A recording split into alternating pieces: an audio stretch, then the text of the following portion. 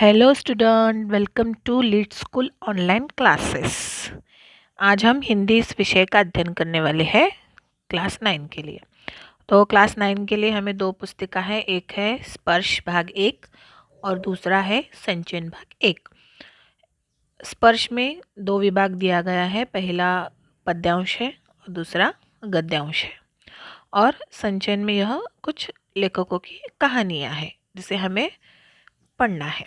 तो इसमें से हम आज पहला यानी संचयन भाग 1 में का जो काव्यांश होता है, पद्यांश होता है, उसमें से हम पहले पद्यांश को पढ़ेंगे। वह है रैदास के।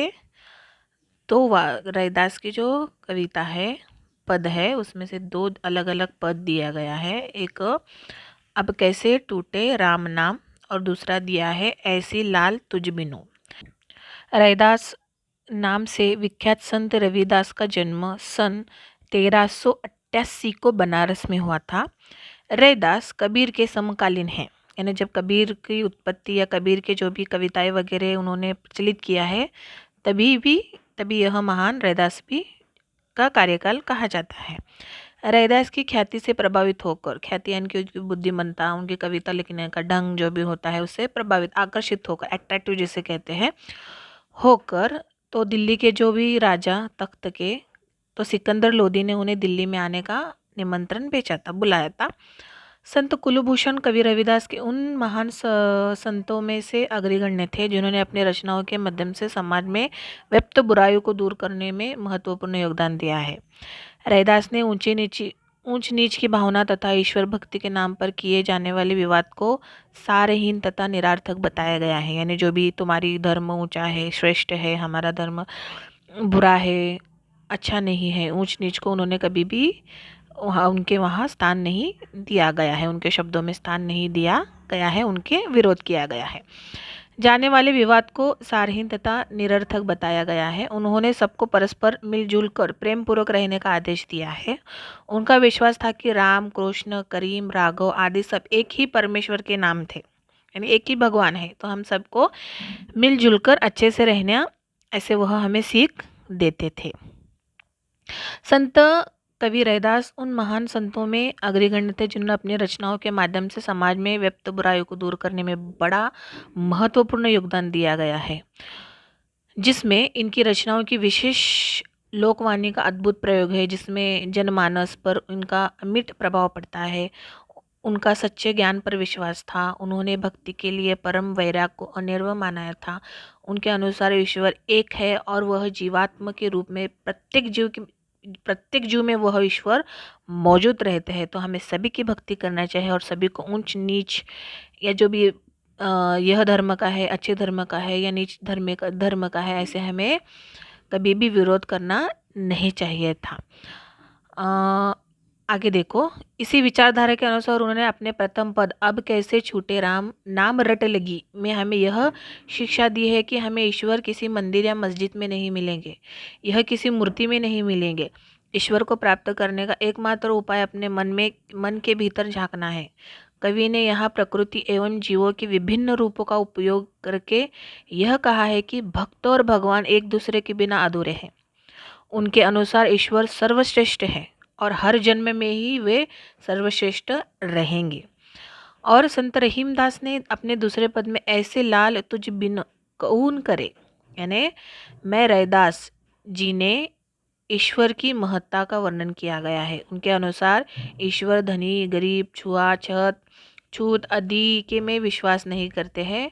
वे सभी का उद्धार करते हैं। वे चाहे तो नीच को भी महान बना देते हैं।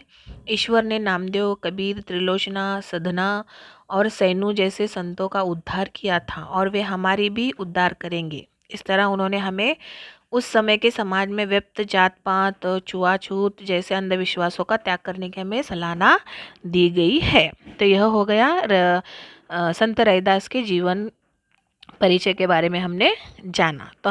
तो आज हम संत रैदास का पहला पद यह पढ़ेंगे और उसका भावार्थ समझने की कोशिश करेंगे।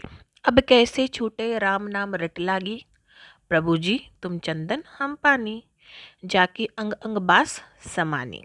प्रभु जी तुम घन बन हम मोरा, जैसे चितवन चंद चकोरा।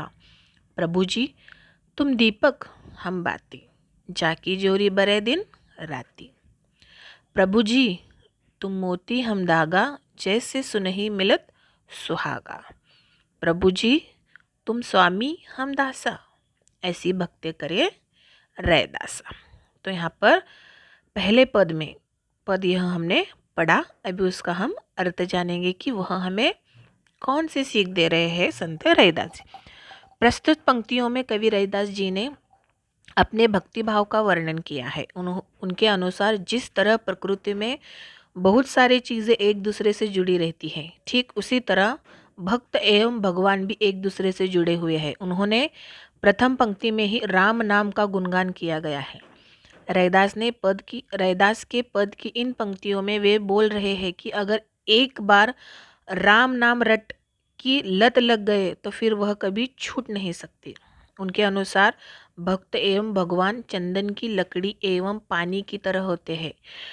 जब चंदन की लकड़ी को पानी में डालकर छोड़ दिया जाता है तो उसकी सुगंध पानी में फैल जाती है। ठीक उसी प्रकार भगवान भी अपनी सुगंध भक्त के मन में छोड़ जाते हैं, जिससे सूंघ कर भक्त सदा प्रभु भक्ति में लीन रहता है। आगे वह कहते हैं कि जब वर्षा होने वाली होती है और चारों तरफ आकाश में बादल गिर जाते हैं तो जंगल में उपस्थित मोर अपने पंख फैलाकर नाचे बिना नहीं रह सकता। ठीक उसी प्रकार एक भक्त राम नाम लिए बिना नहीं रह सकता। रैदास जी आगे कहते हैं, जैसे दीपक में बाती जलती रहती है, वैसे ही एक भक्त भी प्रभु की भक्ति में जलकर सदा प्रज्वलित होता रहता है, यानी उसकी भक्ति या उसकी प्रार्थना करते रहता है, ऐसे कहते हैं। कवि के अनुसार अगर ईश्वर मोती है तो भक्त एक धागे के समान है, जिससे मोतियों को पिरोया जाता है, अर्थात दोनों एक दूसरे के बिना अधूरे हैं। और इसीलिए कवि ने एक भक्त से भगवान के मिलन को सोने पे सुहागा कहा है। रैदास के सोने पे सुहागा यानी एक वह द्रव्य पदार्थ होता है, जैसे सोना मिलने के बाद वहाँ पर सोने का जो रूप होता है वह रूप निखर जाता है, चमक उड़ता है, वह सुहागा।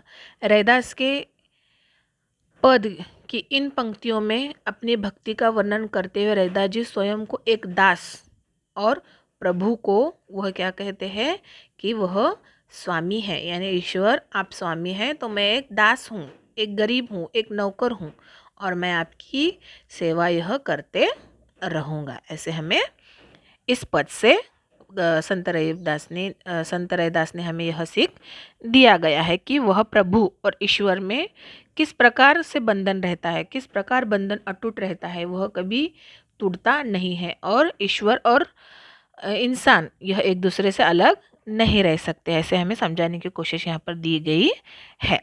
तो आज का आपका यह गृह कार्य रहेगा। यहाँ पर कुछ कठिन शब्दार्थ दिए गए हैं, यानी यहाँ पर आपको इनमें से जो 10 शब्द हैं उन 10 शब्द और उसका अर्थ आपको 2 बार लिखना है। अपने नोटबुक में लिखकर उसकी PDF फाइल बनाना है और बनाकर ग्रुप में भेजना है। धन्यवाद।